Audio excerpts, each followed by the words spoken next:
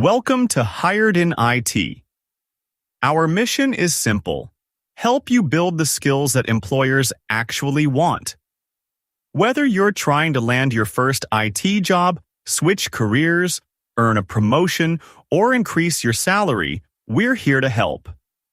Every video is thoroughly researched and designed to make complex IT topics easy to understand. If there's an IT topic you'd like us to cover, leave a comment below. We may turn your suggestion into our next video. Turning IT knowledge into career opportunities. At 3 a.m., a founder gets an alert. A production database is receiving automated connection attempts from the internet.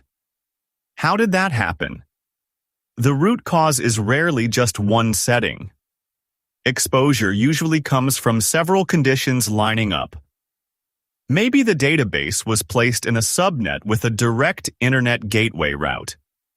Maybe it had a publicly reachable address. Maybe a security group allowed traffic from sources that did not need access. Maybe credentials were weak or exposed. Or maybe monitoring failed to identify the risk early. That's why understanding public versus private subnets matters. A private database subnet removes a direct internet route the database usually does not need. But that is only one layer. Security groups control which resources can connect. Authentication verifies who is requesting access. Encryption protects sensitive data. Secrets management protects credentials. Logging and monitoring help detect suspicious activity. This is defense in depth.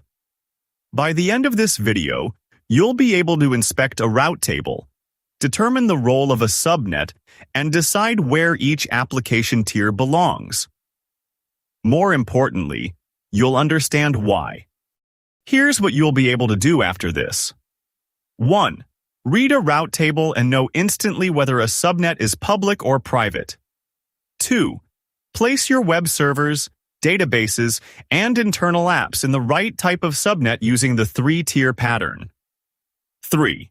Create your own public and private subnets with the AWS CLI or the console. Before we get to the route table, let's recall the foundation from part 1. A VPC is your isolated slice of the AWS cloud. Inside it, subnets are smaller IP ranges carved from the VPC's CIDR block. And in CIDR notation, a smaller number after the slash means a larger range of IP addresses. If you need to confirm how many VPCs your account is allowed per region, check the service quotas console for the current limit rather than relying on a memorized number. The route table is the primary setting that classifies a subnet. A public subnet has a direct route to an internet gateway.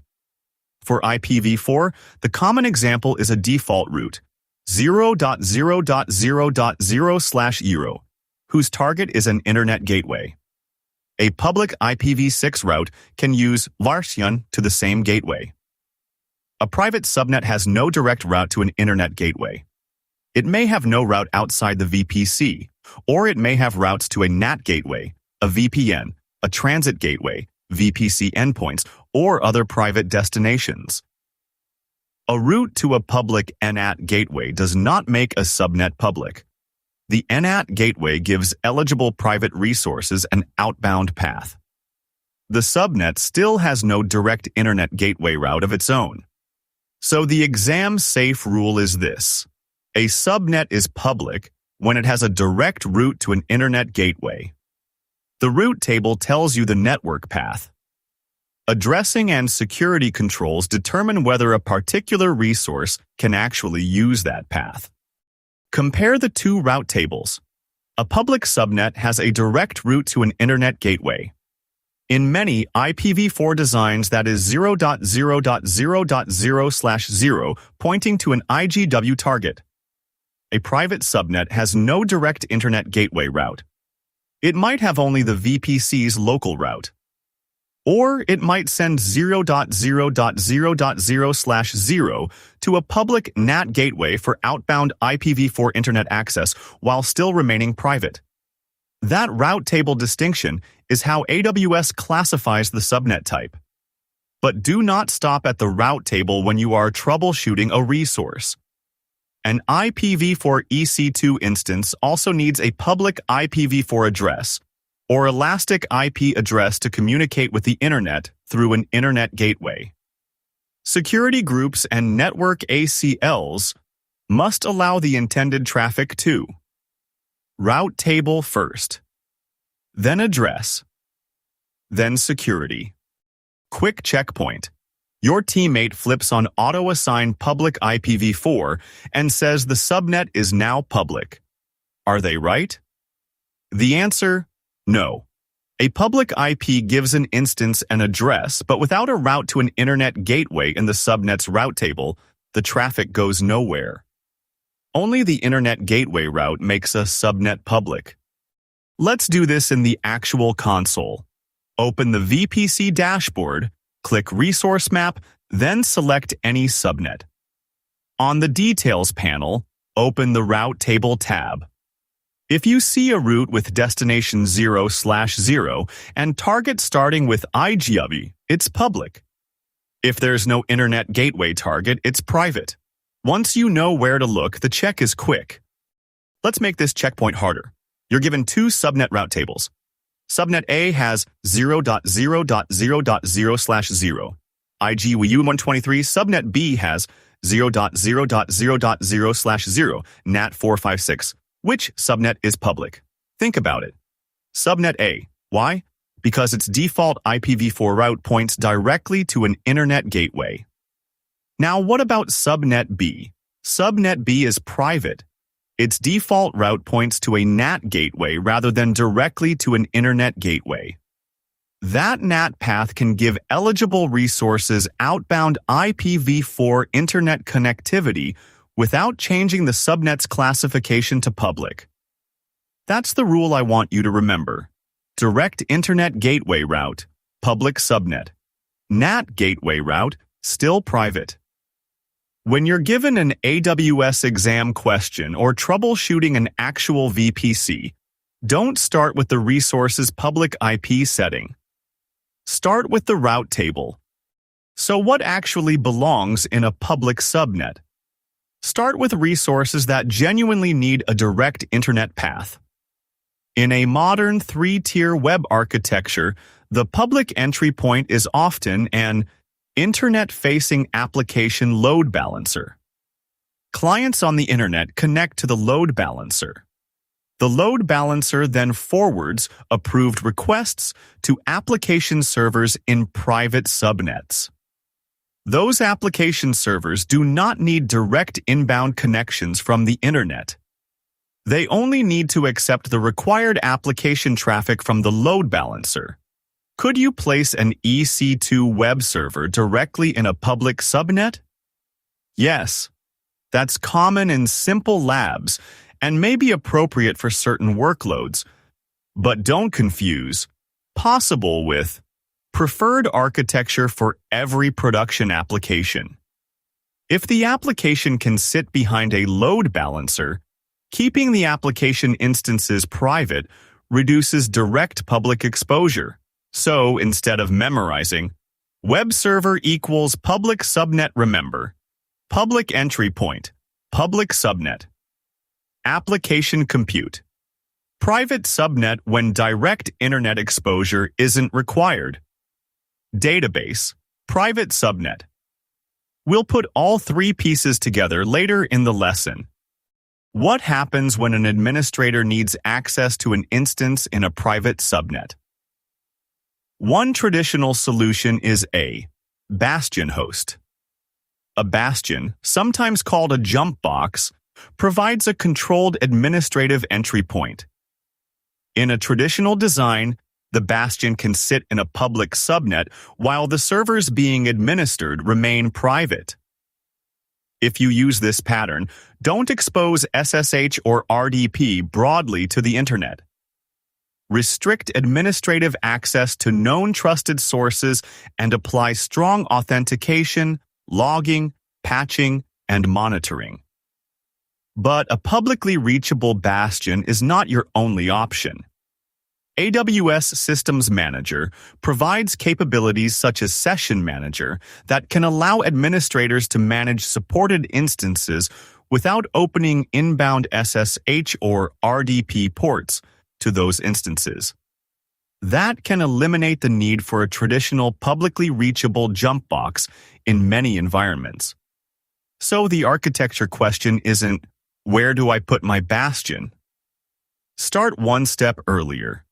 Do I need a publicly reachable administrative host at all? If you can manage the workload without creating another public entry point, that's worth considering. The security principle is simple. Expose only the entry points the architecture actually requires. An internet-facing load balancer has to accept traffic from the open internet, so it needs a public subnet with a route to an internet gateway. The targets behind it don't need that exposure. They can sit in private subnets and still receive traffic, because the VPC's local route keeps that flow inside your network. The public-facing part is just the entry point. The actual work stays hidden. Databases are one of the clearest examples of resources that usually do not need direct internet connectivity. Placing a database in a public subnet creates a direct internet gateway path at the subnet level. That alone does not mean the database is publicly reachable. Remember, actual reachability also depends on public addressing, security groups, network ACLs, and the database configuration. But if the database does not need a direct internet path, why create one? The safer default is to place the database in private database subnets. Then, restrict database access to only the application resources that need it. For example, your database security group might allow the database port from the application tier's security group rather than from a broad IP range. The application talks to the database. Internet users do not. And private subnet placement is still only one layer of protection. You also need strong authentication, encryption, secrets management, logging, monitoring, backup, patching, and least privilege access. That's defense in depth. The goal isn't private subnet means secure. The goal is remove network paths the workload does not need, then secure the paths that remain. Application servers. Process business logic. Checking inventory, calculating cart totals, applying discounts, and talking to databases or internal services. They usually belong in private application subnets because strangers on the internet do not need to start connections directly to them. The internet-facing load balancer forwards approved traffic to them over private VPC connectivity. Private does not mean disconnected. A private subnet can have carefully designed routes to a NAT gateway, VPC endpoint, site-to-site VPN, transit gateway, or other private destination. The important distinction is that a private subnet has no direct route to an internet gateway. Its network paths are explicit and controlled. That shrinks the public attack surface to the entry points that truly need it. Batch processing workloads are another strong candidate for private subnets. These systems may process payroll, application logs, customer records, financial information, backups, analytics data, or other sensitive information. But many batch jobs have one important characteristic. They don't need unsolicited inbound connections from the public internet. If a workload doesn't need a direct internet entry point, don't give it one. Place the batch processing resources in private subnets. Then design only the outbound or private connectivity they actually need. If the workload needs to download updates or reach an external API over IPv4, a NAT gateway may provide that outbound path. If it needs to reach a supported AWS service privately, evaluate a VPC endpoint instead. If it only communicates with resources inside the VPC, it may not need an internet path at all. The question isn't, does this server ever communicate outside its subnet? The better question is, which network paths does this workload actually require? Then build only those paths.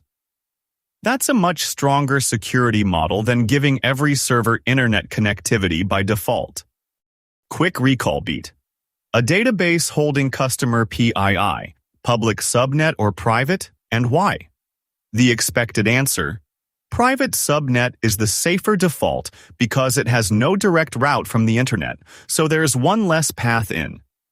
Let's build the starting network from the AWS CLI. Don't try to memorize every parameter. Learn the sequence.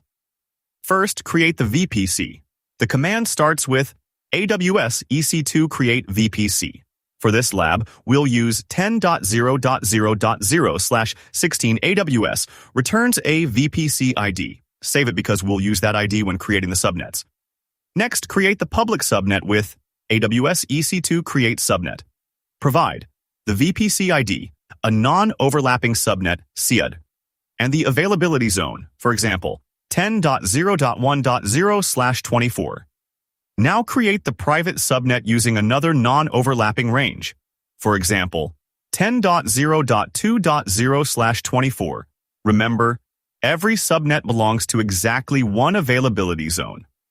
One public and one private subnet are enough to demonstrate the routing concept in a basic lab. But that's not a highly available production architecture. For a resilient design, you'd normally create equivalent subnet tiers across multiple availability zones. Before choosing the CIDR blocks, also think about future connectivity. You don't want these ranges overlapping with VPCs or on-premises networks you may eventually connect through: peering, VPN, transit gateway, or direct connect. Now we have one VPC, one public subnet candidate, one private subnet, but notice something important. Our so-called public subnet isn't actually public yet. We haven't created the internet gateway route. That's what we'll do next. AWS EC2 create VPC adjarn, CIDR block 10.0.0.0/cyba16 AWS EC2 create eSubnet. VPC ID OIS, CIDR block 10.0.1.0/24 EAR. Availability zone, AWS EC2 create subnet EAR. VPC ID OIS, CIDR block 10.0.2.0/24H. Availability zone. Now let's turn that first subnet into a public subnet. First, create an internet gateway. Use AWS EC2 create internet gateway. AWS returns an internet gateway ID. Next, attach the internet gateway to the VPC using AWS EC2 attach internet gateway. But remember, attaching the gateway is not enough. The subnet still needs a route. Create a route table using AWS EC2 create route table. Then create the IPv4 default route 0.0.0.0/0 and point it to the internet gateway. Use AWS EC2 create route. Finally, associate that route table with the subnet using AWS EC2 associate route table. Now look at what changed. We did not modify the subnet itself. We changed the network path associated with it. Before, no direct internet gateway route. After, 0.0.0.0/0 internet gateway. That route is what makes this an IPv4 public subnet. The private subnet does not get that route. If it later needs outbound IPv4 internet access, we'll give it a different path through a public NAT gateway. This is why route tables are so important. When you're trying to determine whether a subnet is public or private, follow the route. A private subnet has no direct internet gateway route. But that doesn't necessarily mean the resources inside it can never reach the internet. Suppose a private application server needs to download an operating system update, reach a package repository, or call an external API. For the common IPv4 architecture, the private subnet can send eligible internet-bound traffic to a public NAT gateway. The path looks like this: private instance, private subnet route table, NAT gateway, internet gateway, internet. The private instance initiates the connection. The NAT gateway performs the address translation needed for that outbound flow and maintains the translation information required for response traffic to return to the initiating private resource. But the NAT gateway does not provide a path for arbitrary, unsolicited internet connections to start directly toward that private instance. That's the important difference. The private resource can initiate eligible outbound communication without becoming a directly internet addressable resource. But before adding NAT, ask another question. Does this workload actually need the public internet? If it only needs access to supported AWS services, a VPC endpoint may provide a private path instead. Don't automatically build internet access. Build the network path the workload actually requires. For the common IPv4 internet egress design, a public NAT gateway belongs in a public subnet. It needs an elastic IP address, and its subnet must have a route to the internet gateway. Private subnets then use a route to that NAT gateway for their outbound IPv4 internet traffic. A public NAT gateway cannot borrow the route from a different subnet. The NAT gateway's own subnet must have the internet gateway path. One important nuance: AWS also offers a private NAT gateway. A private NAT gateway helps private resources connect to other VPCs or on-premises networks through a transit gateway or virtual private gateway. It does not provide internet access and does not use an elastic IP address. So use this rule. A public NAT gateway for private subnet internet egress goes in a public subnet. A private NAT gateway solves a different private network connectivity problem. A public subnet is not an open door. It is a network path that includes a direct route to an internet gateway. For an IPv4 EC2 instance in that subnet to communicate with the internet, the instance also needs a public IPv4 address or elastic IP address. Then the security group and network ACL must allow the intended traffic. A web server with a public address, an internet gateway route, and a security group that permits ports 80 and 443 from the internet can receive web traffic. Remove the security group rule, and the route alone does not make the service reachable. Remove the public address, and an IPv4 instance cannot use the internet gateway for internet communication. Remove the internet gateway route, and the subnet is private even if someone accidentally assigned a public address. Routing creates the road. Addressing identifies the destination. Security rules decide which traffic may pass. After creating your subnets, where must a public NAT gateway live, and why? It must live in a public subnet. Its subnet needs a route to the internet gateway, and the NAT gateway needs an elastic IP address.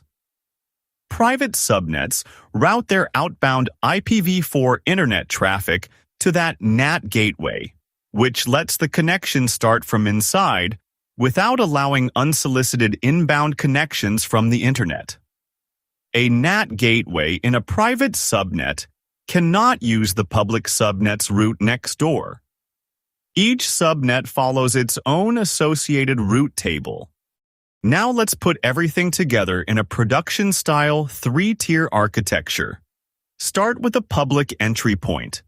Clients on the internet connect to an internet-facing application load balancer.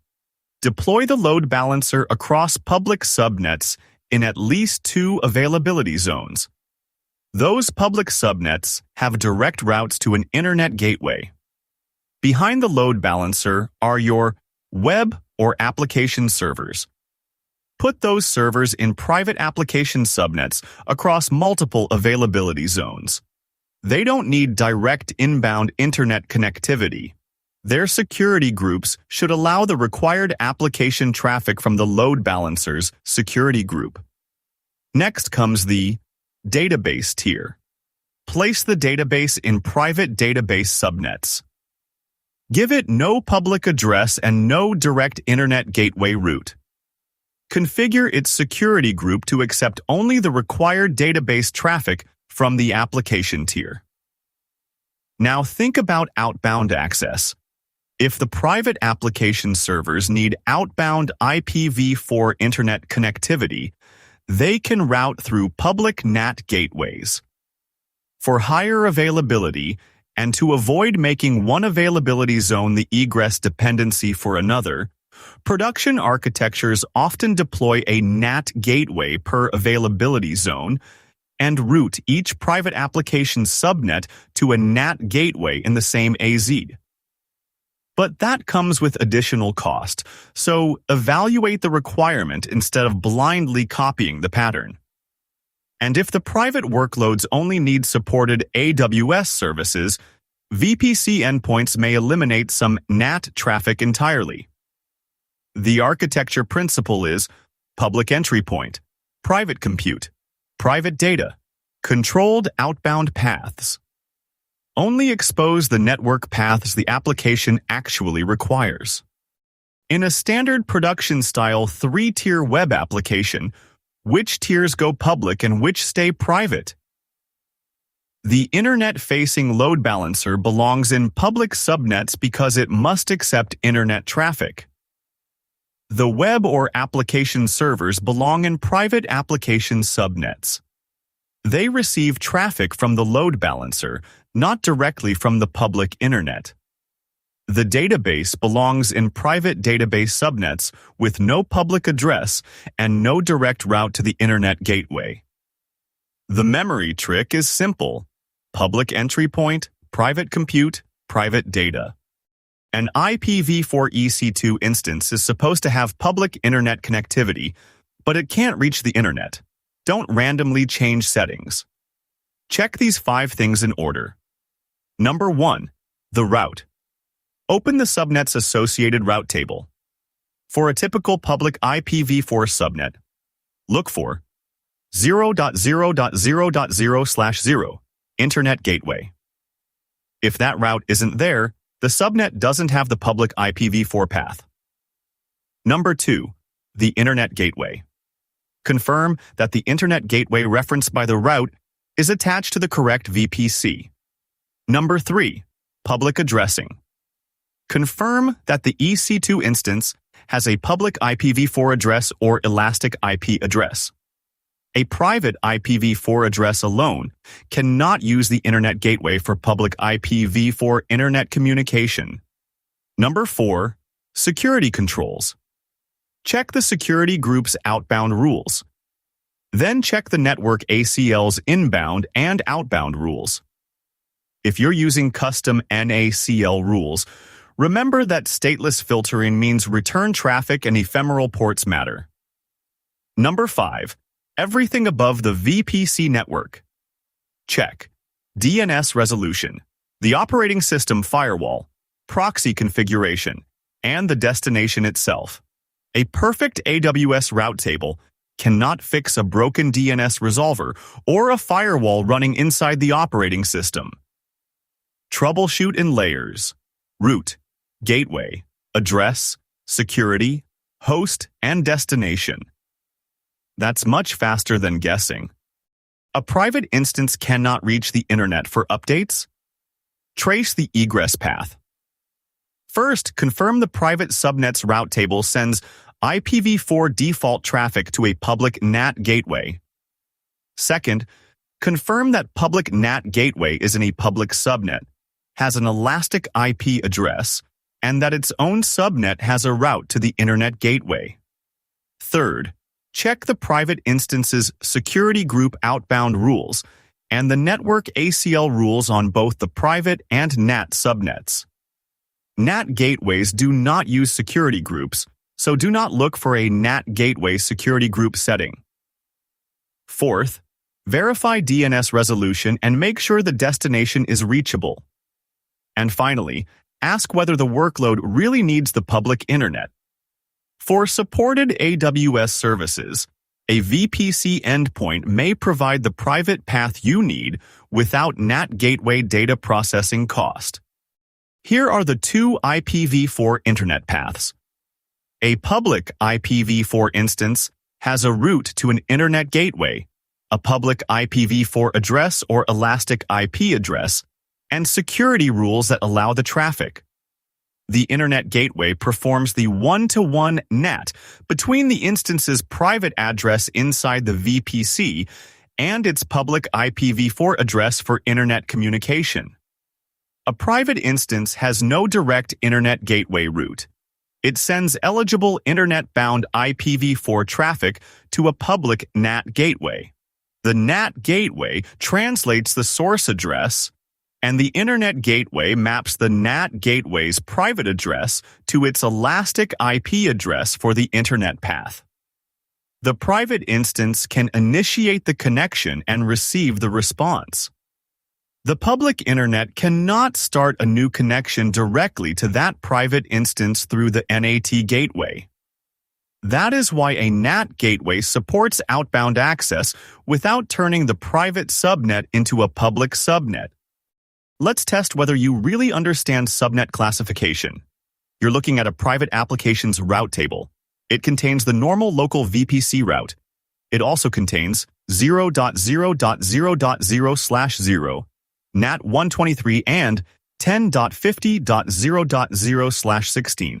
TD46. The NAT gateway provides a path for eligible outbound IPv4 internet traffic. The transit gateway route provides a path toward another private network. Is this subnet public? Think about it. No. Why? Because there is still no direct route to an internet gateway. Having routes outside the VPC does not automatically make a subnet public. A private subnet can have connectivity to NAT, transit gateway, VPN, peered networks, VPC endpoints, and other private destinations. The classification question remains: does the subnet have a direct route to an internet gateway? If not, it is not a public subnet based on that routing model. Don't count routes. Read their targets. Public and private aren't the only labels you'll hear engineers use when discussing subnet designs. You may also hear terms such as VPN-Only subnet or isolated subnet. Here's an important point. These are architectural labels based largely on routing behavior.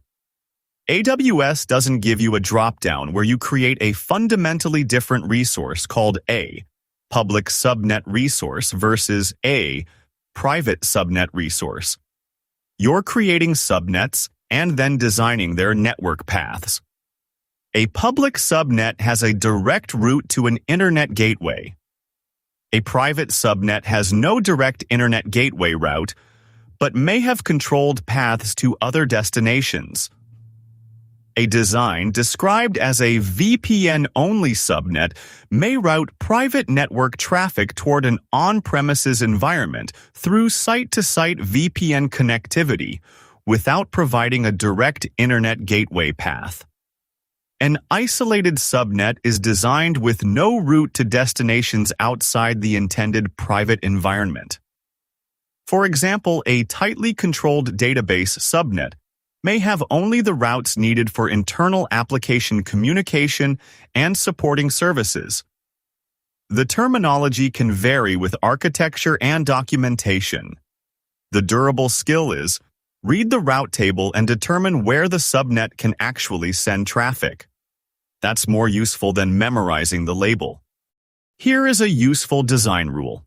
When two resources communicate inside the same VPC, use private IP addresses or private DNS names whenever possible. Traffic addressed to a private address in the same VPC follows the VPC's local route. It does not need a NAT gateway or public internet path. That is why an internet-facing application load balancer can forward traffic to targets in private subnets. The client reaches the load balancer through the public entry point, but the load balancer reaches its private targets using VPC private connectivity. Do not design internal service-to-service communication around public EC2 addresses unless you have a specific reason and understand the DNS, routing, security, and cost effects. Private addressing is simpler, more secure, and easier to reason about inside the VPC. Time for a more realistic architecture challenge. You inherit an AWS application. Here's the design. An internet-facing application load balancer sits in public subnets. Application servers sit in private subnets. A database sits in private database subnets. The application subnets have 0.0.0.0/0 NAT gateway. The database subnets have no default internet route. Question 1. Which tier accepts the client's connection from the internet? The internet-facing load balancer. Question 2. How does the load balancer reach the application servers? Through private VPC connectivity using the VPC's local routing. Question 3. Does the NAT gateway make the application servers publicly reachable? No. It provides eligible outbound IPv4 internet connectivity. It does not give the public internet a path to start arbitrary new connections directly to those private application instances. Question 4. Can the database directly reach the public internet based on this routing design? No. Its subnet has no configured default internet path. That's the architecture skill employers actually need. Don't just label subnets. Trace the traffic from source to destination. Let's lock this in before you close the tab. 1. Public or private is primarily a routing decision. A public subnet has a direct route to an internet gateway. For an IPv4 resource to use that path, it also needs a public address and security rules that allow the traffic. 2. Put the internet-facing entry point, usually an application load balancer, in public subnets. Keep application compute in private application subnets and databases in private database subnets. Only the entry point needs inbound internet access. 3. A public NAT gateway sits in a public subnet and gives eligible private IPv4 resources outbound internet access without allowing unsolicited inbound connections. Use a VPC endpoint instead when a supported AWS service can be reached privately. Public entry point. Private compute. Private data. Controlled outbound paths.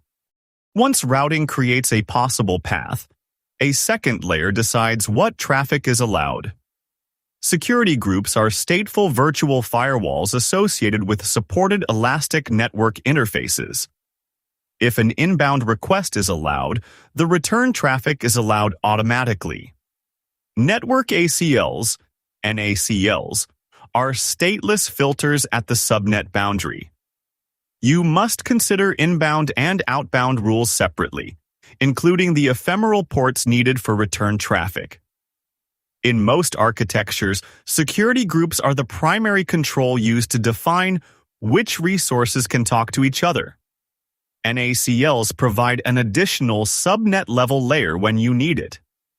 In Part 3, we will wire both controls and show how routing, security groups, and NACLs work together to create a complete network path. An instance needs to talk to another instance in the same VPC. Does that traffic need to leave the VPC? No. When you use the destination's private IP address or private DNS name, the traffic follows the VPC's local route. It does not need a NAT gateway or a public internet path. That is the same reason an internet-facing load balancer can send traffic to private targets. The public part is the client's connection to the load balancer. The backend connection stays inside the VPC. Final challenge. You are reviewing an AWS architecture before it goes into production. The design contains an application load balancer in public subnets across 2 availability zones, application servers in private subnets across those availability zones, a database in private database subnets. The public route tables contain 0.0.0.0/0, Internet Gateway. The private application route tables contain 0.0.0.0/0, Public NAT Gateway. The private database subnets have no default internet route. Now answer 4 questions. Question 1. Which component should accept new connections directly from Internet clients? The Internet-facing application load balancer. Question 2. Are the application subnets public because they have a NAT gateway route? No. They have no direct route to an Internet gateway. They remain private. Question 3. How does the load balancer reach the private application servers? Through private connectivity inside the VPC using the local route. Question 4. Should the database accept connections directly from Internet clients? No. The application tier should connect to the database using private connectivity, with security controls permitting only the required database traffic. Now notice what you just did. You didn't memorize a definition. You analyzed routes, traffic direction, public exposure, application tiers, security boundaries. That's the skill I want you to leave this video with. When someone shows you an AWS architecture diagram, you should be able to ask, where does the traffic enter? Where does it go next? Which route gets it there? Which resources actually need public connectivity? And which network paths can I remove? That's how you move from memorizing AWS services to thinking like a cloud engineer. 3 numbers are worth remembering, but always verify the current quotas before you design.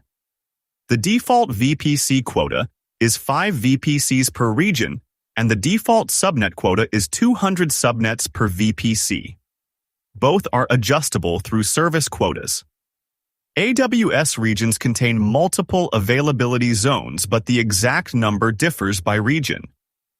Subnets are tied to one availability zone, so a resilient workload needs equivalent subnets and capacity across more than one AZ.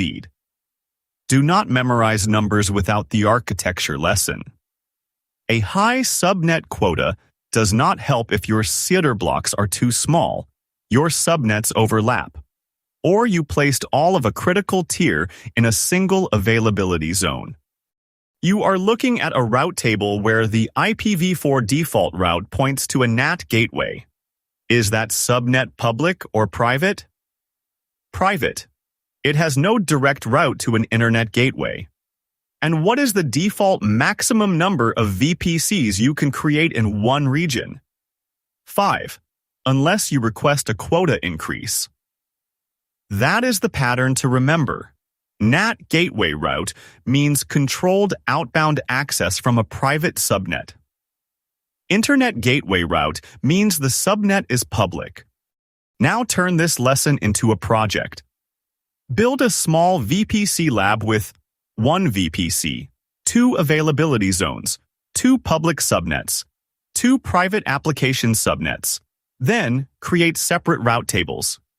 Give the public subnets a direct route to an internet gateway. Keep the private application subnets without a direct internet gateway route. If you specifically want to practice outbound IPv4 internet connectivity and understand the cost, add a public NAT gateway temporarily and route a private application subnet through it. Then prove the architecture. Don't just take a screenshot of the VPC. Document. the CIDR blocks, the availability zones, the subnet associations, the route tables, the internet gateway, and the NAT path if you created one. For each subnet, answer, is it public or private? Which route proves that? What traffic is supposed to enter? What traffic is supposed to leave? Then draw the packet path. Internet, public entry point, private application, private data. That's something you can discuss in an interview. Don't say, I watched a video about AWS Subnets. Say, I built a multi-AZ VPC, separated public and private tiers, configured the route tables, traced the traffic paths, and documented why each resource was placed where it was. That's a much stronger story. Remember, careers aren't built by watching videos. They're built by applying what you learn. Build it. Trace it. Break it safely. Troubleshoot it. Document it. Thanks for watching Hired in IT, where we're turning IT knowledge into career opportunities.